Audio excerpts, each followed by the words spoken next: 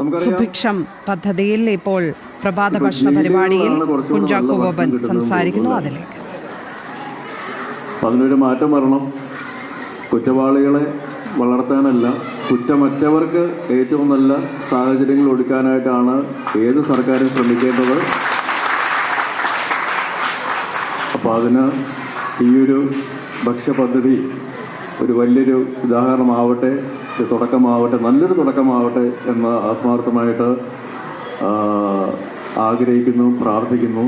അതിന് കൂടെ നിൽക്കുന്ന, മുന്നിലും പിന്നിലും ഒപ്പവും നിൽക്കുന്ന എല്ലാവർക്കും, വേദിയിലിരിക്കുന്നവർക്കും ഇവിടെ കൂടിയിരിക്കുന്നവർക്കും, മനസ്സുകൊണ്ടെങ്കിലും ഈ ഒരു ചടങ്ങിനോടൊപ്പം നിൽക്കുന്ന എല്ലാ സഹൃദയർക്കും നന്ദി പറഞ്ഞതിനോടൊപ്പം തന്നെ ഏറ്റവും നല്ല മാതൃകപരമായിട്ടുള്ള ഒരു പദ്ധതിയായിട്ട് ഇത് വരട്ടെ, വളരട്ടെ, വിജയിക്കട്ടെ എന്ന് ആത്മാർത്ഥമായിട്ട് ആശംസിക്കുന്നു.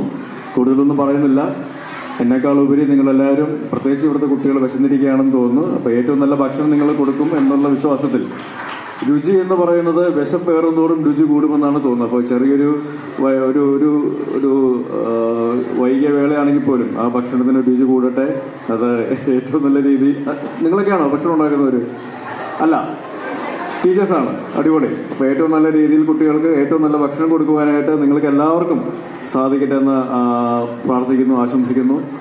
കൂടുതലൊന്നുമില്ല, ഒരു നല്ല തലമുറയെ, യുവതലമുറയെയും ഭാവി തലമുറയ്ക്കും വേണ്ടിയിട്ടുള്ള ഏറ്റവും ആരോഗ്യപരമായിട്ടുള്ള ഒരു പദ്ധതിയായിട്ട് ഇത് മാറട്ടെ എന്ന് ആശംസിക്കുന്നു. Thank you very much. Jai Hind.